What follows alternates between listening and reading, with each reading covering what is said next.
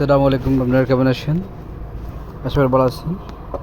আজকে আপনাদের জানাবো জিএসটি গুচ্ছভুক্ত বিশ্ববিদ্যালয় সমূহের সমন্বিত ভর্তি পরীক্ষা 2024-25 অ্যাওরেড বিজ্ঞান শাখা।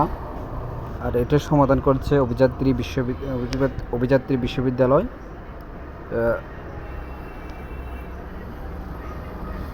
তাহলে আমরা প্রশ্নের উত্তরে চলে যাই।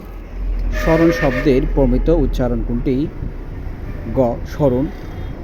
2 দেখে যেন মনে হয় চিনি ও হারে, এখানে কোন ভাবের প্রকাশ ঘটেছে? সংশয়। মেয়েটা গাড় হেড করিয়া দাঁড়াইয়া রহিল, এখানে কার কর্তা বলা হয়েছে?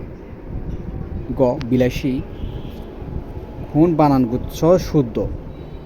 খ ত্রয়ণ সর্বনাম দুর্নীতি। কোনটি সংবৃত্ত স্বরধ্বনি?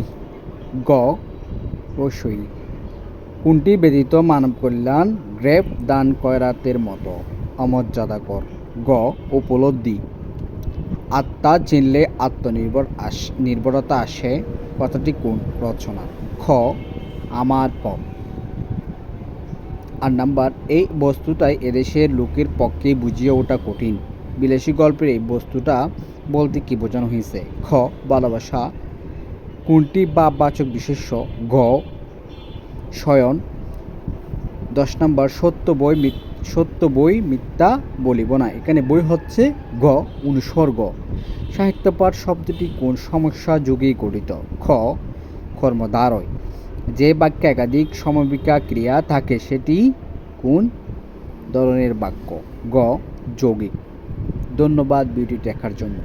আর এই প্রশ্ন উত্তরটি সমাধান করেছেন অভিযাত্রী প্রকাশনী। ধন্যবাদ।